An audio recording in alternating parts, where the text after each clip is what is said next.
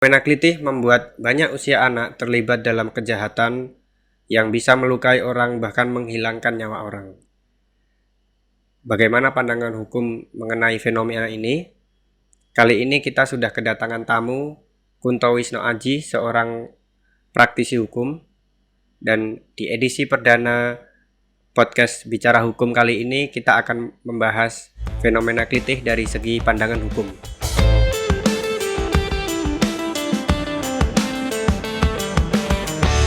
Mungkin kita bisa memulai dengan bagaimana awal mula undang-undang anak ini diberlakukan di Indonesia, Pak.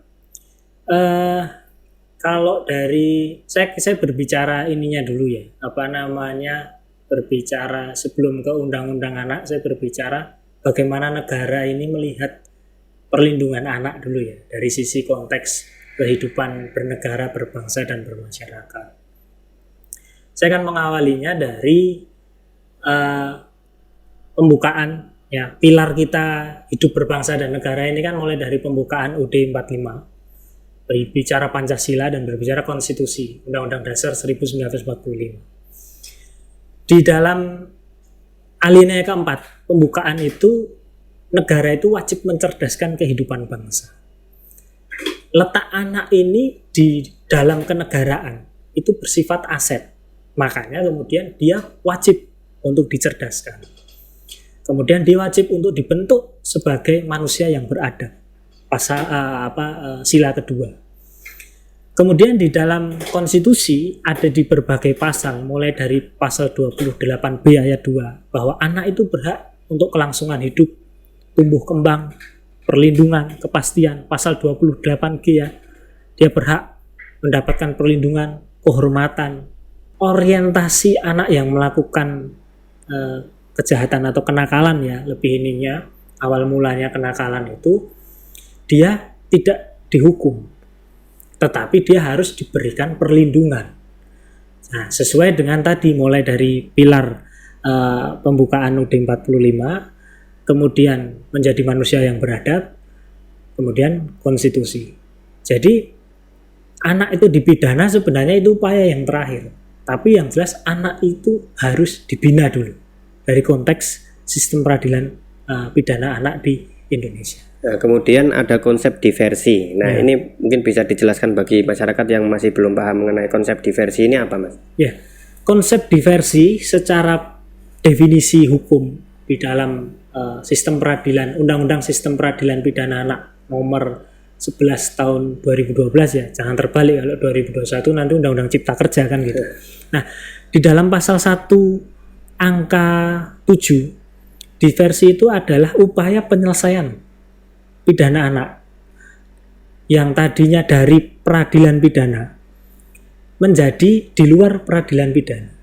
Nah, diversi ini dikonsepkan dengan restoratif justice.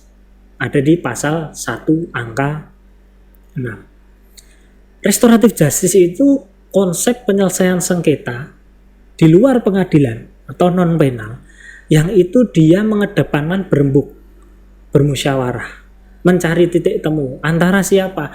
Antara korban, antara pelaku anak tadi, atau anak yang berhadapan dengan hukum, ya kan? Kedua orang tua, keluarga dari baik korban maupun dari orang tua anak, atau dari pihak-pihak terkait, dengan orientasi untuk menemukan ada 3 hal yang ditemukan. Rasa keadilan, kemudian tidak boleh adanya balas dendam, yang ketiga pemulihan ke dalam keadaan semula. Nah, itu konsep diversi dalam sistem peradilan pidana anak seperti itu. Nah, kemudian kita masuk ke persoalan klitih ini, Mas. Jadi klitih ini kan diversi ini kemudian menjadi celah bagi para pelaku tindak kejahatan yang melukai bahkan sampai menghilangkan nyawa orang. Itu kemudian mereka ketika sudah ditangkap karena posisinya masih usia anak, jadi di bawah 18 tahun, kemudian dikenai diversi, kemudian dia bisa mungkin tidak dipenjara tapi diganti dengan hukuman yang lain yang mungkin membersihkan musola selama berapa tahun misalnya.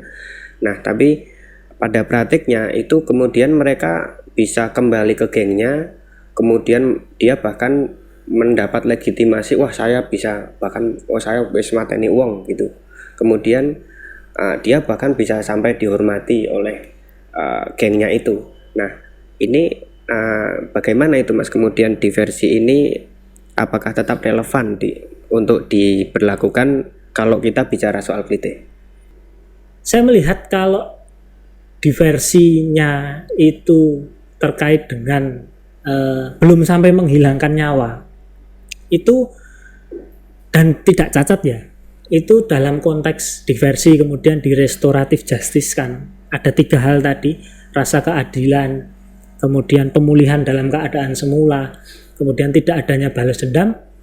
Saya rasa itu masih bisa relevan ya. Tetapi kalau sudah berujung kepada penghilangan nyawa, nah nampaknya definisi dari restoratif justice yang ada di dalam sistem peradilan pidana anak ini harus diperbarui. Minimal harus bisa diklasifikasikan.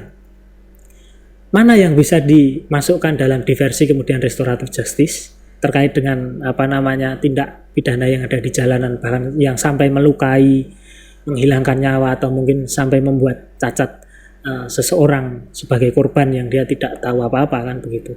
Itu sebenarnya harus diklarifikasikan, karena kalau dikonsepkan korbannya itu sampai meninggal dunia, dikonsepkan pemulihan dalam keadaan semula, cara pemulihannya keadaan semula ini bagaimana kan tidak ketemu. Yang menjadi persoalan pengawasannya gitu loh. Bukan malah bangga tapi kok ini bukan malah menjadi benar, kok ini malah menjadi bangga. Nah itu persoalan pengawasan sebenarnya, berarti gagal pembinaannya, entah orang tua itu, entah lembaga kemasyarakatan sosial yang ada di dalam undang-undang sistem peradilan pidana anak, atau kemudian negara. Sebenarnya tindak pidana sudah sampai menghilangkan nyawa orang, itu sudah bukan berbicara kenakalan remaja lagi ya, delinkuensi. Menurut saya sudah bukan itu, tapi itu sudah lebih kepada extraordinary. Nah, kemudian mungkin juga ada fenomena lain, misalnya tawuran yang itu lebih ke gerombolan, ya mereka antar geng mungkin atau bahkan antar supporter. Kita sudah sering sekali lah mendengar bagaimana kemudian tawuran bisa menimbulkan korban jiwa juga, dan di situ banyak orang. Nah ini ada siklus kekerasan yang terus berulang dan tidak pernah ada penyelesaian begitu. Nah apa yang bisa dilakukan, dan bahkan beberapa orang mungkin akhirnya mencari jalan lain menemui keadilan itu dengan jadi vigilante gitu Mas. Jadi misalnya gitu jadi misalnya kemarin ada sempat di Malioboro dianggap klite, kemudian dikeroyok banyak orang di situ karena orang sudah jengkel dan tidak lagi mungkin percaya terhadap penegakan hukum, akhirnya mereka main hakim sendiri. Nah itu seperti apa Mas? Ya kalau dari konteks itu saya kira itu memang efek domino dari adanya orang berkumpul ya, apalagi kumpulannya itu geng supporter yang itu memang dia ingin rasa menonjolkan jati diri, khususnya lebih kepada anak-anak remaja ya kan, karena dia masih ingin menunjukkan jati diri dia, jadi pada saling berani lah gitu loh. Nah kalau dari sisi itu saya melihatnya lebih kepada bagaimana bisa dilakukan mitigasi atau pencegahan supaya berserikat berkumpul itu sebenarnya dalam konstitusi hak konstitusional warga negara. Tetapi kemudian ketika berserikat berkumpulnya itu mengarah kepada tindak kejahatan, nah inilah yang harus dicegah. Saya pernah baca di ilmu psikologi jadi satu orang penakut dengan satu orang penakut nanti jadi muncul 2 pemberani gitu kan seterusnya. Nah itulah yang kemudian itu jadi persoalan. Nah, dalam psikologi sosial kan seperti itu ya Mas. Ya, psikologi sosial. Bahwa ketika membunuh itu sesuatu yang salah, tapi ketika itu dilakukan berbarengan dengan banyak orang itu seakan-akan menjadi benar. Nah, itu menjadi sangar kan gitu terlihat. Itu yang terjadi ketika kita bicara tawuran, bicara yang kemudian bisa sampai menghilangkan nyawa itu tadi. Nah, ada juga anggapan bahwa ya sudah, kalau memang tidak bisa dijerat pelaku anak ini, yang kemudian yang dikasih hukuman orang tuanya. Nah ini seperti apa Mas kalau dalam hukum? Ya, kalau itu konteksnya hukum pidana, asas hukum pidana itu kan dia tidak dapat dialihkan. Pertanggungjawaban pidana itu tidak dapat dialihkan. Hal ini juga sebagaimana diatur di dalam pasal 55 ayat 1 Kitab Undang-Undang Hukum Pidana KUHP. Di sana mengatakan bahwa yang dapat dipidana itu satu, orang yang melakukan, ya kan, kemudian yang menyuruh lakukan, dan yang turut serta melakukan. Kalau dalam konteks hukum pidana tidak bisa dialihkan. Sementara anak yang melakukan perbuatan, sementara orang tua yang bertanggung jawab, itu tidak bisa. Makanya ada yang namanya sistem peradilan pidana anak. Itu kan kalau tidak tercapai diversi, kalau tidak tercapai restoratif justice, ya mau tidak mau secara terpaksa anak itu harus diproses secara hukum.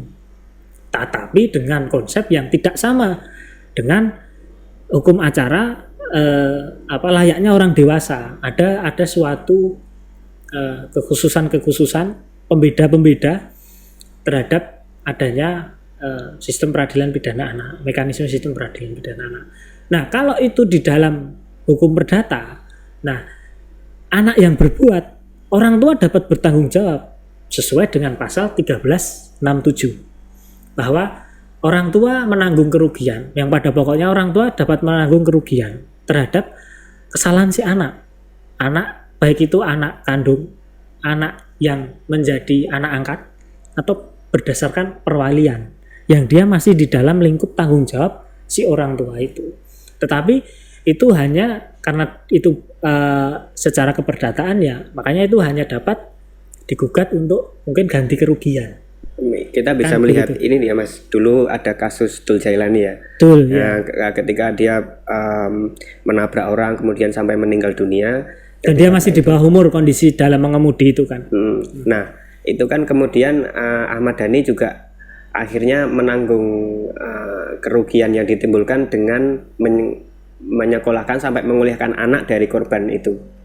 Nah, itu mungkin bisa jadi contoh ya Mas ya. Ya, restoratif justice. Itulah konsep diversi non penal di luar dari pengadilan. Itulah konsep diversi. Nah, kemudian yang paling pokok itu kan sebenarnya kita melihat fenomena klite itu bagaimana memutus siklus kekerasan gitu Mas. Jadi di dalam kita semua tahu bahwa klite itu mereka tidak bergerak sendiri, mereka bergeng-geng, berkelompok-kelompok, dan kelompok itu selalu meregenerasi. Mereka selalu melakukan rekrutmen, bahkan rekrutmennya aja mengikuti kalender pendidikan. Jadi tiap semester pas liburan ada itu angkatannya ya. Jadi pas liburan rekrutmen, kemudian tiap semester ada angkatan baru gitu.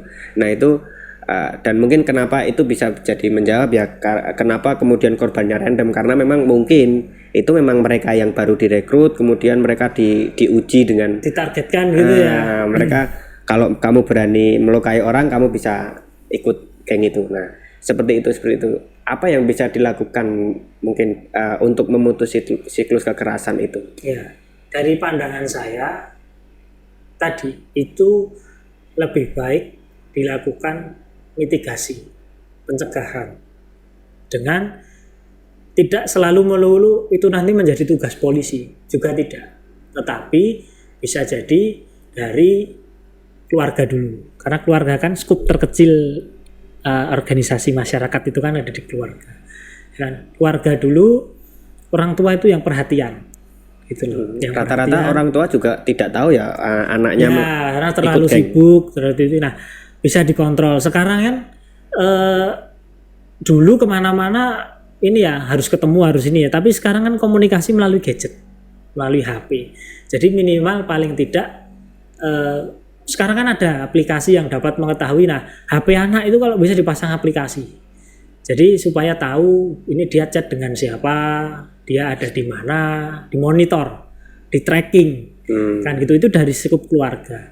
Kemudian di sekolah, ya kami berharap dinas pendidikan tiap ajaran baru atau tiap awal semesteran begini itu selalu diadakan pembekalan untuk mencegah tindak pidana pada anak, ya kan, tidak hanya tindak pidana jalanan kan, banyak sekali kan begitu, narkotika, bahkan sekarang pemerkosaan juga dilakukan. Itu dicegah. Persaingan kita besok itu menuju Indonesia Emas ya 2045 itu kan bibit-bibit generasi sekarang ini yang nanti akan meneruskan bangsa ini. Lah kalau tidak ada dibekali ya kan cara mencegah, cara menahan diri anak-anak itu semua, ya nanti siapa yang akan meneruskan? Apa jadinya kalau misalnya anak-anak sudah jadi napi itu kan itu sangat itu yang dikhawatirkan lah, janganlah sampai itu. Makanya kalau bisa kita semua seperti peribahasa lah,